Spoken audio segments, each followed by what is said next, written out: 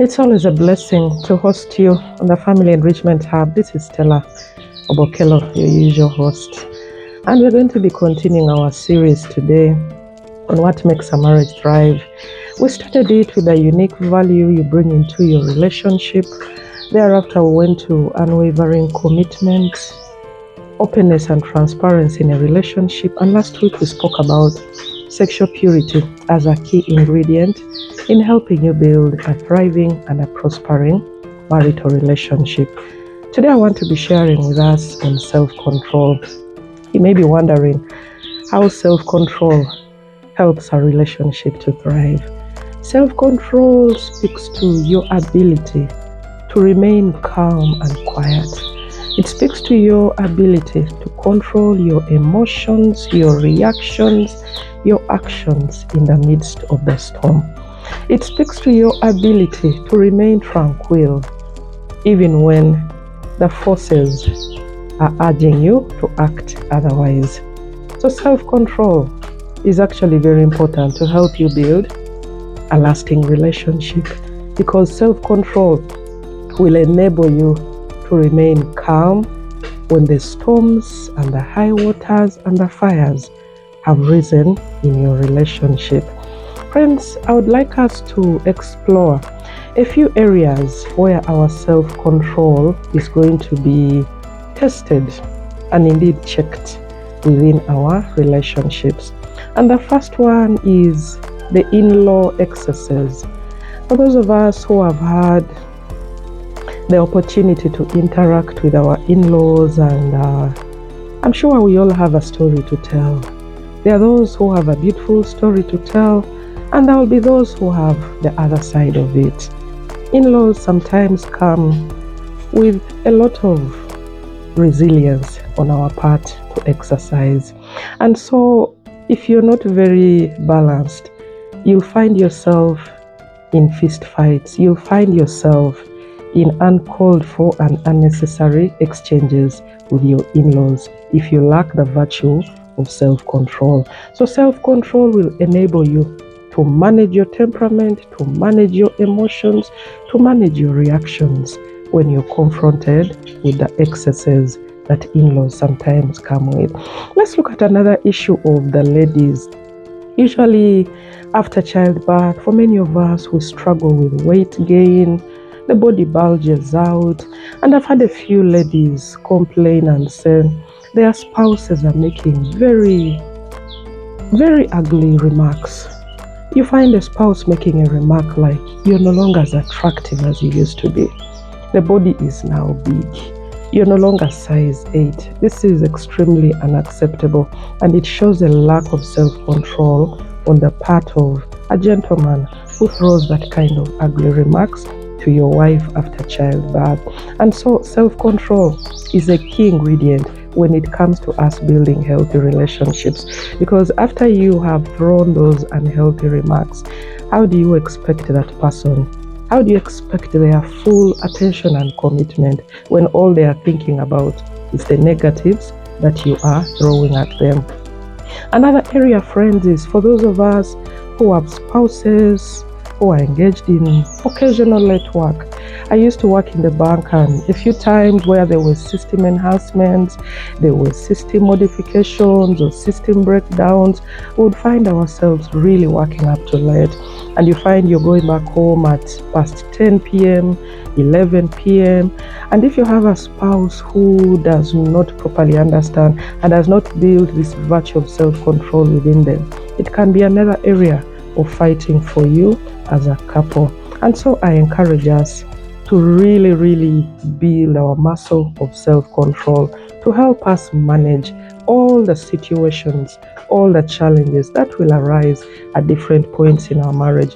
Like I mentioned in one of our videos, that every marriage is going to go through the storms, it's going to go through the fires, it's going to go through the high waters. It's only a matter of time if you're not already experiencing it. And so self-control will help you to manage your emotions, to manage your words, and indeed manage your reactions to help you remain calm in order to build a healthy and a thriving relationship. Look at the issues of sexual temptations.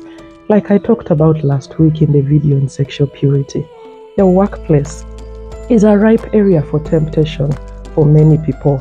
And so if you're not correctly founded within your relationship, if you do not have the virtue of self-control within you, where you say, no, I am not going to yield, where you say, no, I am not going to budge to this kind of hitting that is being done on me.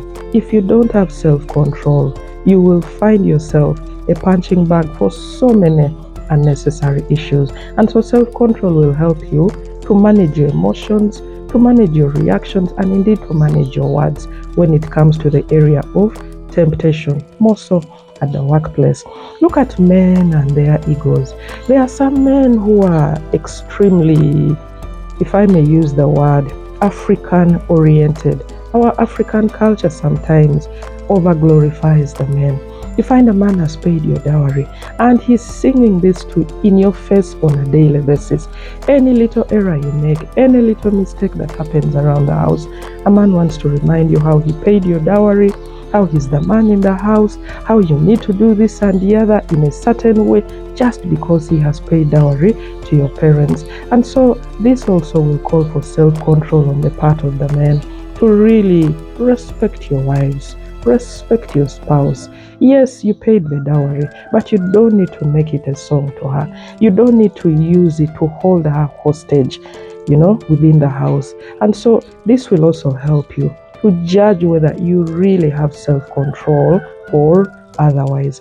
Another area, friends, that we need to consider is the impulsive purchases area. I mentioned this again in one of our videos, that many women especially, they love to buy things on impulse. You walk into a mall and you're looking at this and that, and even things that you have not budgeted for, you'll find yourself buying them. And so this is another area where we need to really exercise self-control. Walk into the malls, look at the items, admire them, and tell yourself, this is not for today. This is not going to change me. I'm not buying it, and it should not affect me. I should not feel low. I should not feel down. I should not feel sad just because I've not bought something that has struck me. That's another area and indeed way that you can use to exercise your self-control as an individual with regard to purchases, with regard to impulsive reactions. Manage that, and that will help you to indeed thrive within your relationship as well. And then for those of us who have started out life, our marital relationships, when we are living in rental properties, what we locally call here the mizigos. Friends, a lot of things play out in those mizigos. A lot of behaviors and characters and all are displayed there. And if you are not built on a strong foundation, you'll find yourself straying. You'll find yourself beginning to compare your spouse with the spouse of your neighbor. You'll begin to tell your spouse. I've had women actually make these references to their husbands. When men are seated on the table of men, can you also sit with them? What kind of man is this who cannot even sustain a family in a certain direction? When you find yourself uttering that kind of remarks, comparing your spouse to the spouses of others, it's extremely deadly. You'll not build a healthy relationship, because once you have destroyed the ego, once you've destroyed the self-worth of your spouse, how do you expect them to again come back and build a thriving relationship with you? It will not work that way. And so that's another area where for many women, we have been caught comparing your spouse with the spouse of another person. And then closely related to that is the issue of low finances. There are moments where every marriage will go through the lows, the highs, the peaks and the valley moments with regard to finances. How do you treat your spouse when the finances are low? You begin to say, I think I made a mistake. What was I even thinking entering this marriage? Sure, I should have gone with the other person. When you catch yourself making that kind of ugly remarks with regard to your spouse, just because finances are low for this moment, your muscle of self-control truly needs to be developed, and that can work against you in your own marriage. Look at the issues of gossip. Many of us are indeed victims of gossip, or we are recipients of gossip and slander at different points in our lives and relationships. And you'll find, if you're not very balanced, if you don't know how to analyze, if you don't know your spouse very well, you'll find yourself victimizing your spouse on things which are just careless slander, which is targeted at your relationship. And I want to share an experience here. During the time when I was dating with my husband, just before we got married, a very dear friend came and told me, "Oh, Stella, this person you want to marry, when we used to be at campus, he had a girlfriend that he was living with, and he was drinking and smoking and really wasting away his life with a certain girlfriend who is our OG." And I thought, is this correct? Maybe it's a case of a mistaken identity. Are you sure he's the one that you saw? And she insisted and said yes. And I knew she really didn't mean bad, but the information was extremely damaging. So I thought, okay, let me observe. This is something I couldn't go and ask my husband at the time.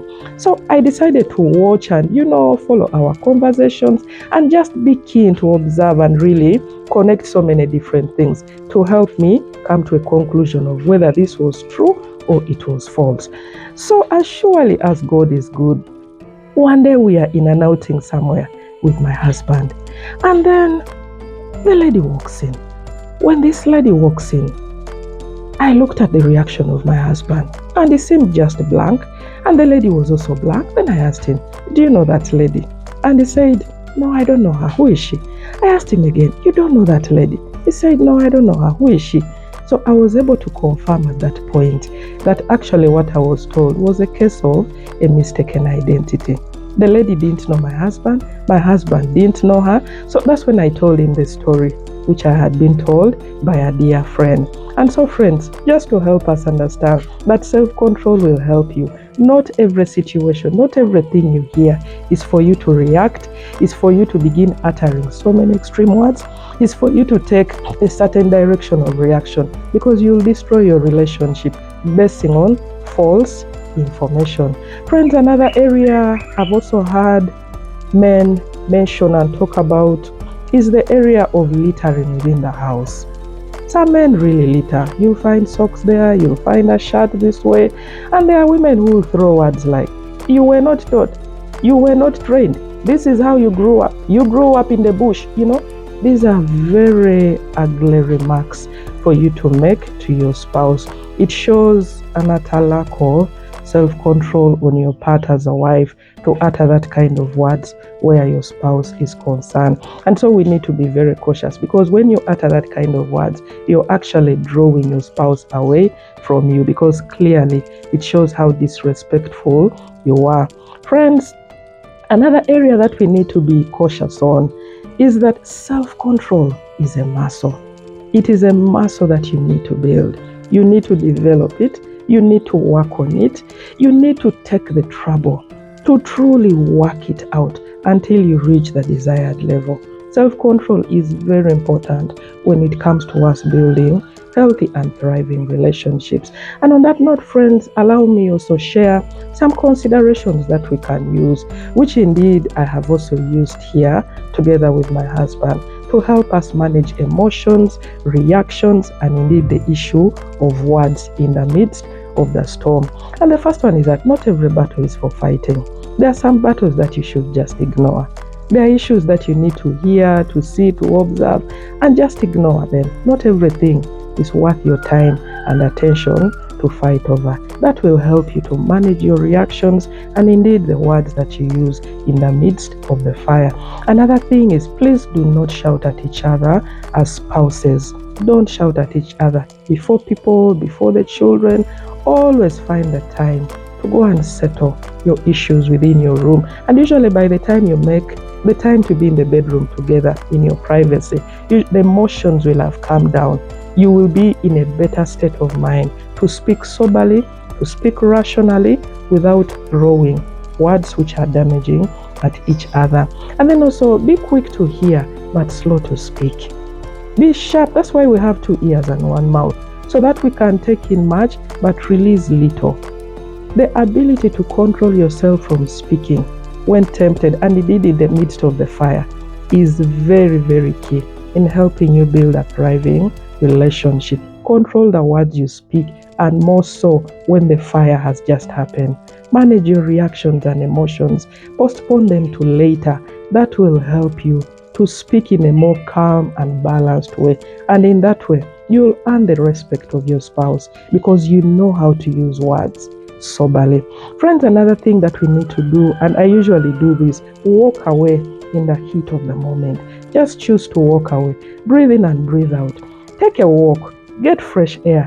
It helps you to come back to the scene when you're more calm and able to take it in, and you will avoid the temptation of throwing words around that you may later regret. Another thing we need to consider, always think of the consequences. Friends, I'll be very honest with us. I've burnt my fingers with regard to words. You see things, you hear things, and immediately you react. Usually, I have had very bad consequences where I regret what I have spoken, when the truth is finally clear, when I am now more sober. And so I encourage us, think before you act. Think before you begin releasing those extreme words. Think before you begin attacking your spouse with words. Think of the consequences. Think of the destruction you're going to cause on your spouse on an issue that you do not even have full information on. Think about the consequences in every moment of attack, in every moment of temptation to begin releasing so many words. And also, let's argue respectfully. Arguments will happen. I do argue many times with my husband, but we keep it really respectful. Do not argue for the sake of winning. Argue to understand. What is my spouse saying? This is my point of view. What is he exactly trying to put forward? Don't argue to win. That shows that you truly do not have self-control when you always want to have your way in every argument and in every discussion. And generally speaking, learn to keep quiet. When you're not certain, when the information is not complete, learn to keep quiet. We had a neighbor at one point in our lives whom we actually nicknamed the Tokota. The other lady would talk.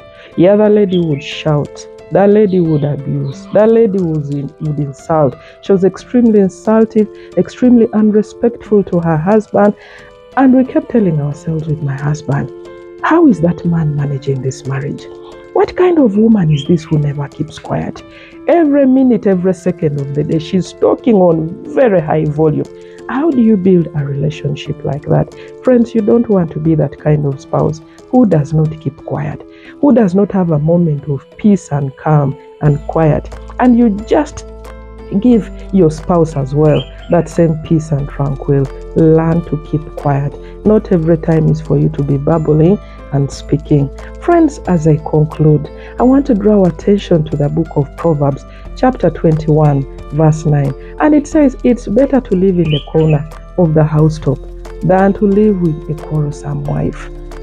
Living in the corner of the house is equivalent to you driving your spouse away to the wilderness to find an alternative place of living.